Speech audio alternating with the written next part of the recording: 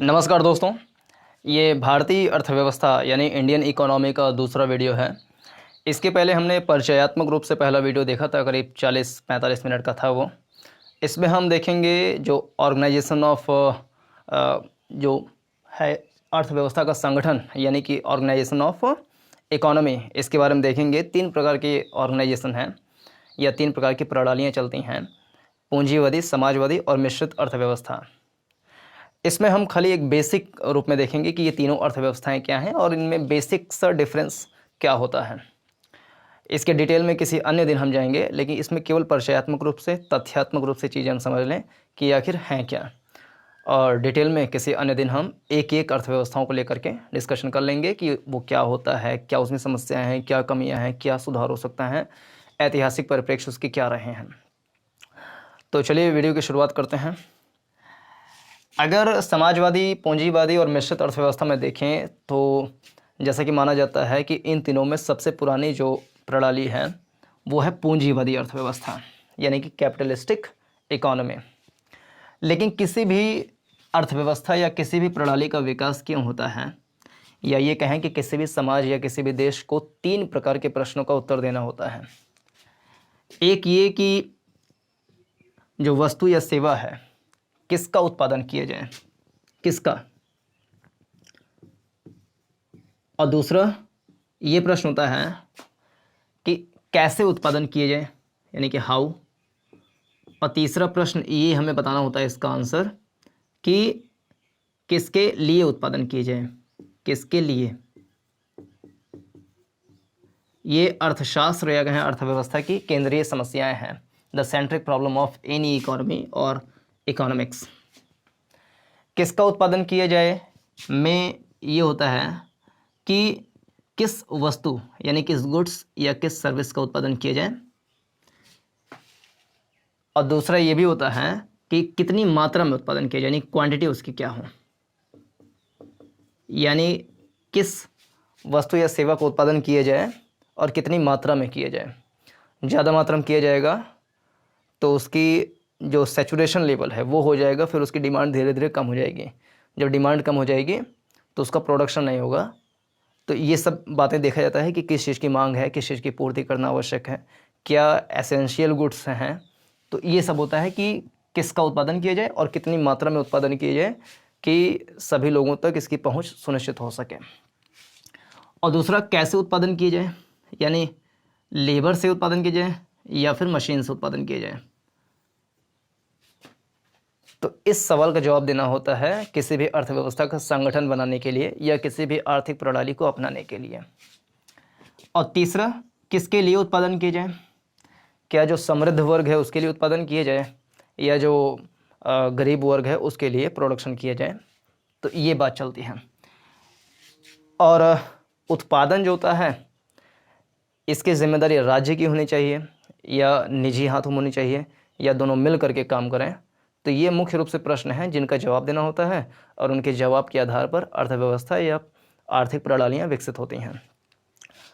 तो उसमें से जो सबसे पुराना माना जाता है वो है पूंजीवादी अर्थव्यवस्था यानी कैपिटलिस्टिक इकोनॉमी।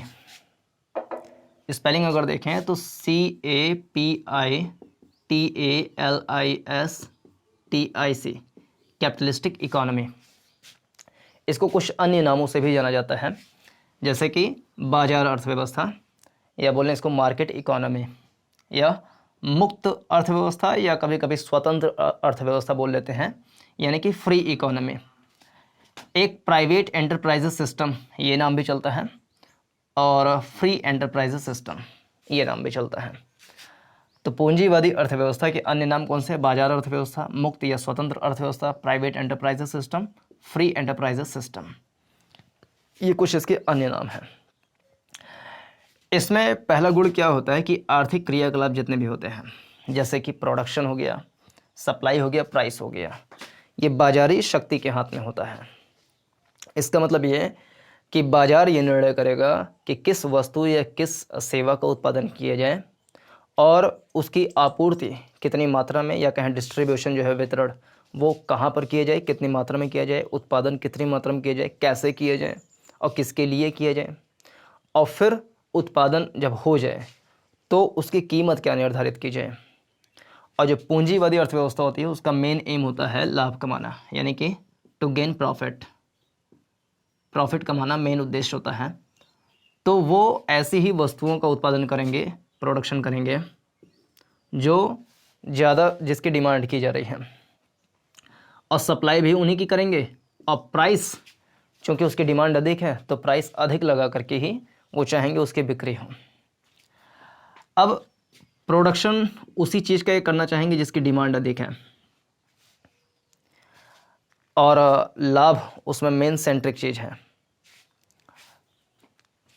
और इसमें दूसरी खासियत होती है कि उपभोक्ता की प्रभुता, जिसको अंग्रेजी में कंज्यूमरिज्म बोलते हैं, वो उसका पूरा ख्याल रखा जाता है। उपभोक्ता की जो पसंद होती है उसकी पसंद के हिसाब से ही प्रोडक्शन किया जाता है।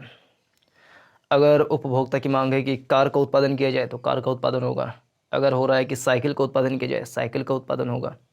तो किसी भी वस्तु या सेवा की जब मांग होती है, कंज्यूमर की जो डिमांड होती है, उसी के अनुसार ही उत्पादन किया जाता है। और इसके बाद अगर अगली खासियत देखें तो कीमत का निर्धारण जो होता है वो डिमांड एंड सप्लाई वाले रूल पर होता है। अगर किसी भी वस्तु की डिमांड ज़्यादा मात्रा में है, या यहीं पर कर लें, डिमांड अगर ज़्यादा है तो उस वस्तु या सेवा का प्रोडक्शन बढ़ जाएगा और सप्लाई बढ़ा दी जाएगी, और साथ साथ में प्राइस भी बढ़ा दी जाएगी। अगर किसी वस्तु की डिमांड कम आ रही है तो उसकी सप्लाई भी कम होगी, तो उसका प्राइस भी कम कर दिया जाएगा ताकि लोग उसको आसानी से खरीदें, और ना भी ज़रूरत हो तो भी उसको खरीद लें। तो डिमांड और सप्लाई के हिसाब से होता है। इसके अलावा अगर हम देखें कि जो पूंजीवादी अर्थव्यवस्था है वो क्रय शक्ति यानी जो परचेजिंग पावर होता है, इसके सिद्धांत पर काम करता है। यानी जो निजी फर्म है, निजी उद्योग हैं, उन्हीं वस्तुओं का उत्पादन करेंगे जिसकी डिमांड तो है, और साथ में क्रय शक्ति जिसकी ज़्यादा है उसी चीज़ का। मान लीजिए कि एक देश में 30% लोग चाहते हैं कि कार का उत्पादन हो, उनको कार चाहिए, और जबकि 70% लोग चाहते हैं कि उनको साइकिल चाहिए। मान लीजिए साइकिल,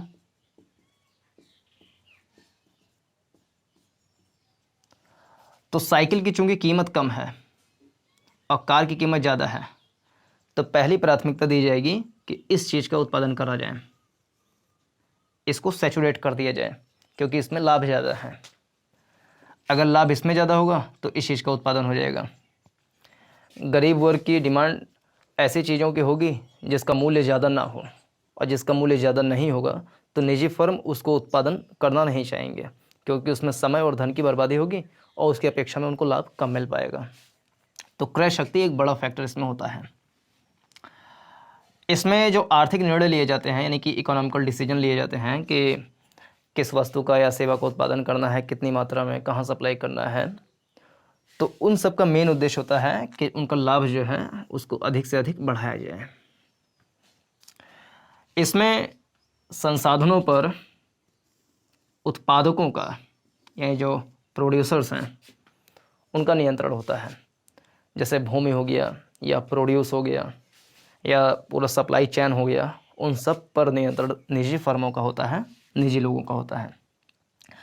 और जो भी आर्थिक क्रियाएं होती हैं, यानी इकोनॉमिकल एक्टिविटीज़, वो निजी क्षेत्र में सक्रिय होती हैं। इकोनॉमिकल एक्टिविटीज़ मतलब होता है कि सीमित साधनों का प्रयोग करते हुए जब आय का उपार्जन करते हैं तो उसको बोलते हैं आर्थिक क्रियाएं। जैसे कि डॉक्टर बन जाना, टीचर बन जाना।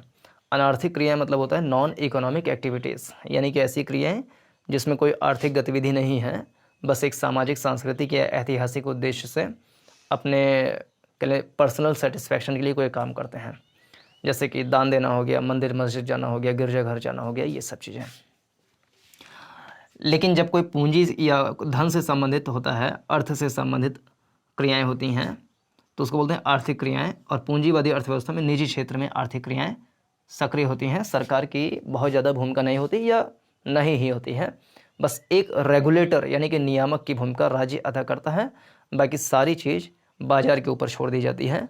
जिस चीज़ का डिमांड है उसी चीज़ का प्रोडक्शन होगा।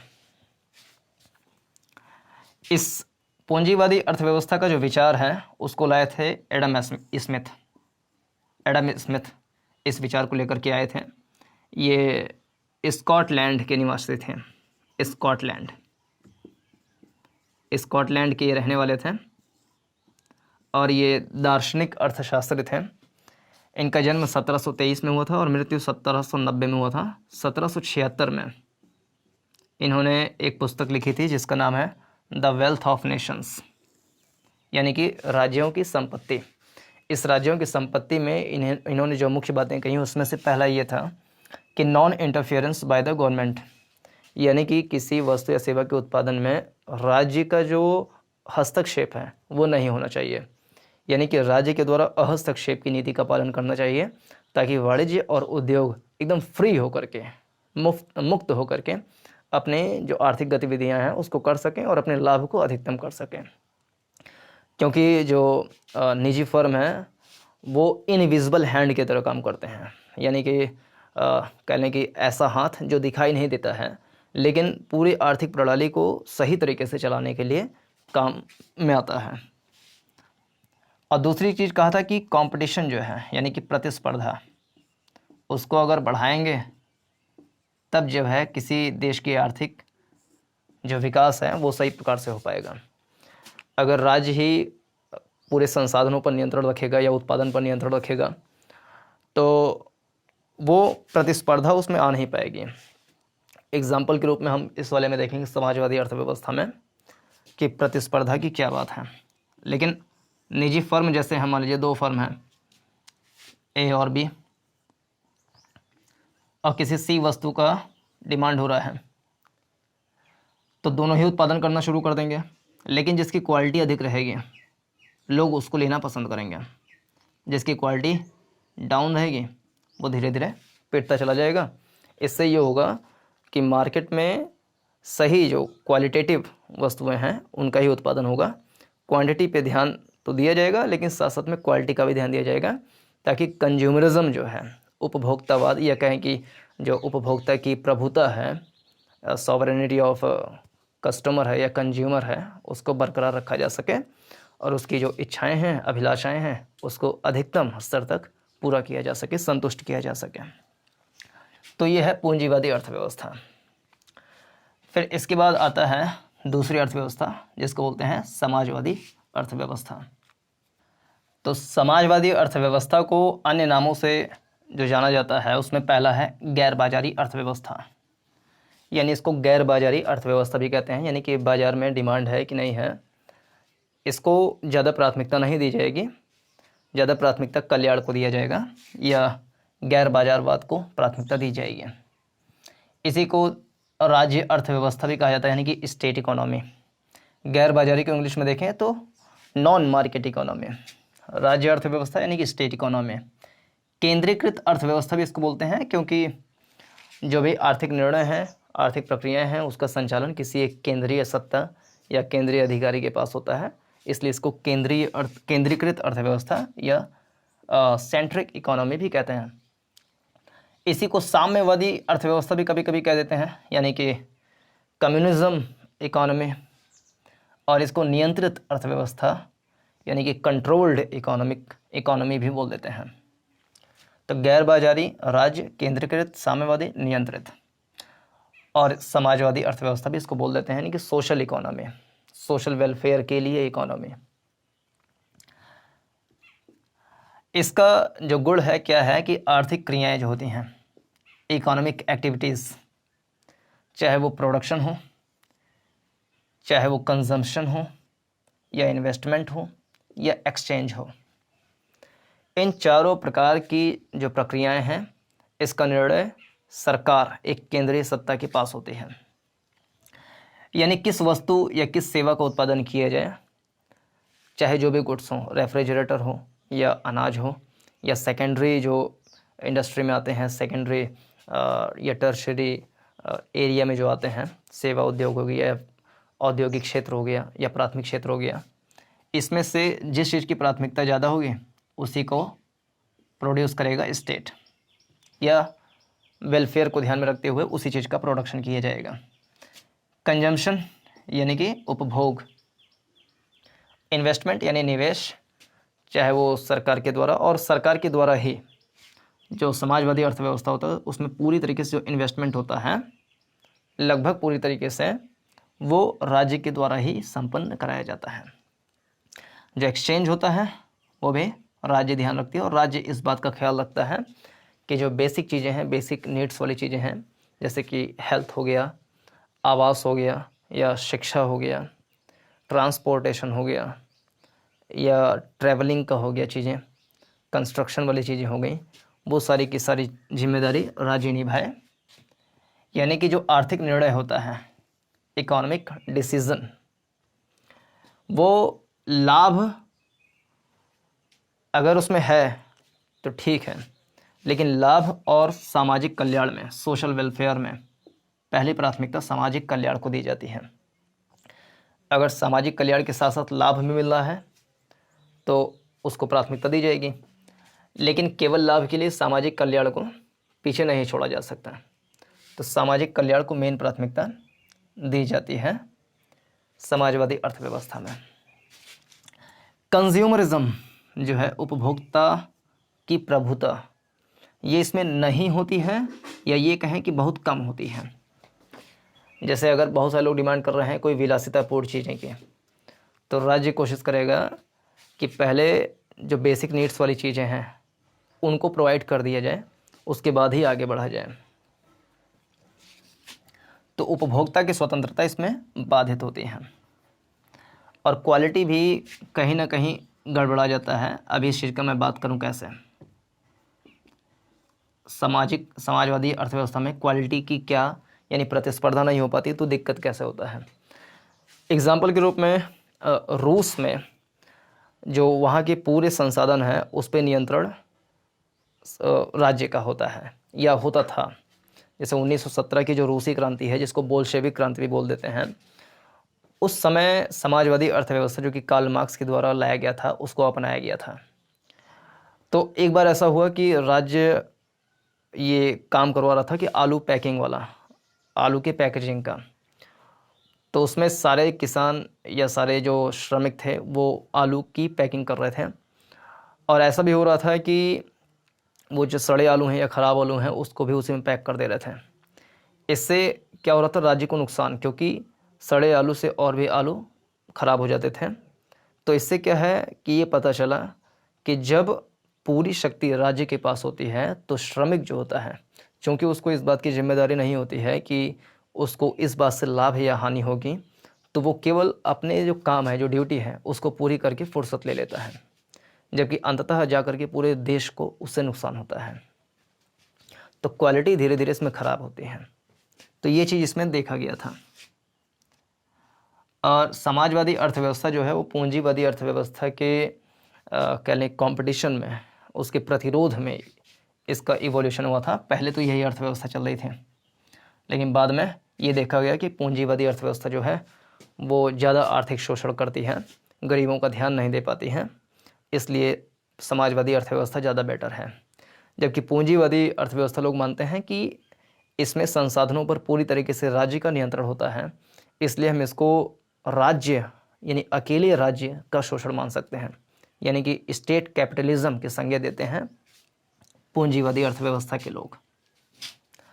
इसमें क्या है, किस वस्तु का उत्पादन किए जाए और सप्लाई की जाए और कीमत का निर्धारण किया जाए, ये सारे के सारे निर्णय, सरकारी फैसला, ये सब सरकार का होता है। केंद्रीकृत राजनेता या केंद्रीकृत अधिकारी या सरकारी कर्मचारी का होता है, वो निर्णय करता है कि किसी भी वस्तु की कीमत क्या रखा जाए, और कीमत लगभग वही रखा जाता है जिससे कि सोशल वेलफेयर को बढ़ावा दिया जा सके, अधिकतम किया जा सके।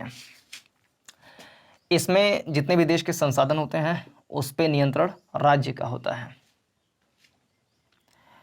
और समाजवादी अर्थव्यवस्था या कहें कि जो गैर बाजारी अर्थव्यवस्था बोलें, ये दो प्रकार के हो सकते हैं, एक समाजवादी अर्थव्यवस्था और दूसरा साम्यवादी अर्थव्यवस्था।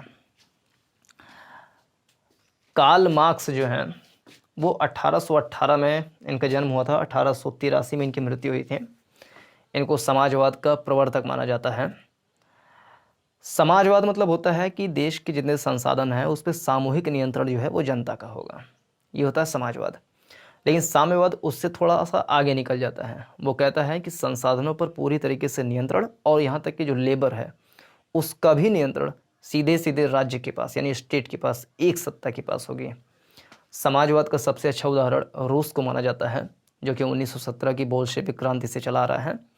जबकि साम्यवाद का सबसे आदर्श उदाहरण चीन को माना जाता है, जो कि 1949 को चीन की क्रांति के बाद वहाँ पर अपनाया गया और 1980 के दशक के पहले पहले तक चला। लेकिन उसके बाद धीरे धीरे वो अपनी अर्थव्यवस्था को मुक्त करते चले गए। लेकिन अभी भी ज़्यादातर जो संसाधनों पर नियंत्रण है वो राज्य के ही पास है। इसके जो प्रवर्तक हैं वो कार्ल मार्क्स हैं। तो ये है बेसिक समाजवादी अर्थव्यवस्था। मिश्रित अर्थव्यवस्था क्या है, 2 मिनट में इसको भी देख लें। मिश्रित मतलब मिक्स्ड इकोनॉमी, जिसमें पूंजीवाद और समाजवाद दोनों के कुछ न कुछ आपस में गुण मिले होते हैं, उसको बोलते हैं मिक्स्ड इकोनॉमी। जो पूंजीवादी अर्थव्यवस्था है ये मुख्य रूप से जैसे अमेरिका, यूरोपियन कंट्रीज़, यूरोपियन में भी जो पश्चिमी यूरोप वाले कंट्रीज़ हैं वहाँ पर डेवलप हुए। जबकि जो समाजवादी अर्थव्यवस्था है ये रूस में, चीन में और भारत भी कुछ हद तक शुरुआती समय में इसको अपनाया था। इसके अलावा जो पूर्वी यूरोप वाले कंट्रीज़ थे वहाँ पर ये बहुत ज़्यादा डेवलप हुआ समाजवादी अर्थव्यवस्था। मिश्रित अर्थव्यवस्था सेकेंड वर्ल्ड वॉर के बाद जो भी देश आज़ाद होते गए, जो एकदम विकासशील अर्थव्यवस्था जिनको हम कह सकते हैं, उन्होंने शुरुआत में मिक्स्ड इकोनॉमी का पैटर्न अपनाने का ज़्यादा प्रयास किया, क्योंकि उनको ये डर था कि निजी हाथों में पूरे देश के संसाधन को दे देंगे तो कहीं जो आम जनता है उसका शोषण ना होने लगे और पूरी शक्तियाँ राज्य के पास आ जाएं, तो कहीं ऐसा ना हो कि राज्य पूरे संसाधन का जो प्रबंधन है वो ना कर पाए। तो इसलिए मिश्रित अर्थव्यवस्था का इजाद हुआ। इसके बारे में डिटेल में डिस्कशन किसी अन्य दिन करेंगे, खाली बेसिक सा इसमें है कि जो इकोनॉमिक एक्टिविटीज़ होता है यानी कि आर्थिक क्रियाएँ, ये स्टेट के हाथ में भी होता है और प्राइवेट लोगों के हाथ में भी होता है। इकोनॉमिक एक्टिविटीज़ मतलब प्रोडक्शन, कंजम्पशन, इन्वेस्टमेंट, एक्सचेंज, ये राज्य के हाथ में भी होता है और प्राइवेट लोगों के हाथ में भी। जैसे प्राइवेट जो फर्म है वो लगभग सभी चीज़ का उत्पादन करते हैं, लेकिन ऐसे चीज़ का उत्पादन जो प्राइवेट लोग नहीं कर सकते, उनकी हैसियत से बाहर हैं या उनकी क्षमता से बाहर हैं, तो वो जिम्मेदारी राज्य ले लेते हैं। जैसे कि आज़ादी के बाद शुरुआती समय में कुछ चीज़ों पर कह लें निजी लोगों का नियंत्रण था, जबकि जो भारी उद्योग हैं जैसे कि इस्पात उद्योग हो गया, कोयला खनन उद्योग, ये सब चीज़ हो गई, पेट्रोलियम चीज़ हो गई, इसकी जिम्मेदारी राज्य ने अपने हाथ में ली थी, क्योंकि वो प्राइवेट लोगों के पास उतनी पूंजी नहीं थी। तो इकोनॉमिक एक्टिविटीज़ दोनों लोग मिल करके करते हैं, जो प्राइवेट लोग नहीं कर पाते वो स्टेट करते हैं और स्टेट धीरे धीरे अपने को मुक्त करते चले जाते हैं और प्राइवेट लोगों के पास धीरे धीरे चीज़ें जाती रहती हैं। लेकिन तभी जब सोशल वेलफेयर में कोई दिक्कत ना हो, इसमें भी सोशल वेलफेयर को प्राथमिकता दी जाती है। इकोनॉमिकल डिसीजन जो होते हैं, आर्थिक निर्णय, वो सोशल वेलफेयर को ध्यान में रखते हुए लिए जाते हैं सरकारों के द्वारा और प्राइवेट लोगों के द्वारा प्रॉफिट को ध्यान में रखते हुए लिए जाते हैं। और मिश्रित अर्थव्यवस्था में भी जो राज्य होता है वो रेगुलेटर की भूमिका यानी नियामक की भूमिका निभाता है। इसमें कंज्यूमरिज्म यानी कि उपभोक्ता की पसंद को ध्यान में रखा जाता है। संसाधनों पर जो नियंत्रण है, चाहे वो भूमि हो गया, श्रम हो गया या और संसाधन पूंजी हो गया, इन सब पर सरकार का भी नियंत्रण होता है और जो उत्पादक है, प्रोड्यूसर, दोनों का ही नियंत्रण होता है और वो अपने अपने क्षेत्र में काम कर रहे होते हैं। तो ये है बेसिक सा मिश्रित अर्थव्यवस्था। तो ये बहुत ही बेसिक डिस्कशन था जो अर्थव्यवस्था का संगठन है इस वाले टॉपिक पे। अब ये जो मिश्रित अर्थव्यवस्था है ये भारत में अपनाई गई थी। प्रधानमंत्री जवाहरलाल नेहरू जी शुरू में क्या है कि रूस की जो आर्थिक प्रणाली है उससे बहुत ज़्यादा प्रभावित थे। तो उन्होंने निर्णय लिया कि जो पूंजीवादी अर्थव्यवस्था है ये कहीं ना कहीं शोषण कर सकती है समाज का, इसलिए वो समाजवादी अर्थव्यवस्था की तरफ ज़्यादा झुके थे। लेकिन समाजवाद में भी जो अति समाजवाद हो जाता है उसके भी वो खिलाफ थे। तो कहीं ना कहीं दोनों को कंपोजिट करते हुए इन्होंने मिक्स्ड कल्चर इवॉल्व किया अपनी इकोनॉमी में। और 1991 से पहले लगभग ऐसी ही थी, बंद अर्थव्यवस्था थी भारत की। लेकिन 1991 में लिबरलाइजेशन, प्राइवेटाइजेशन और ग्लोबलाइजेशन के बाद धीरे धीरे भारतीय अर्थव्यवस्था भी खुलती चली गई और मुक्त अर्थव्यवस्था की ओर भारत भी बढ़ रहा है, क्योंकि बहुत सारे जो सरकारी परिसंपत्तियां हैं उसका विनिवेश यानी डिसइन्वेस्टमेंट होता है, ताकि सरकार को राजस्व मिल सके जिससे वो देश का डेवलपमेंट कर सके, और जो गैर ज़रूरी चीज़ें हैं वो निजी हाथों में चले जाएं ताकि वो उसका प्रबंधन सही तरीके से करके लाभ अधिकतम कर सकें, जिससे जीडीपी का जो ग्रोथ है वो भी हो जाए। तो मिश्रित अर्थव्यवस्था के बारे में डिटेल में डिस्कशन किसी अन्य वीडियो में करेंगे। इसमें इतना ही। पूरा देखने के लिए धन्यवाद। चैनल को सब्सक्राइब कर लीजिए, वीडियो को लाइक करके साथ ही साथ शेयर कीजिए। पूरा देखने के लिए बहुत बहुत धन्यवाद। नमस्कार, जय हिंद।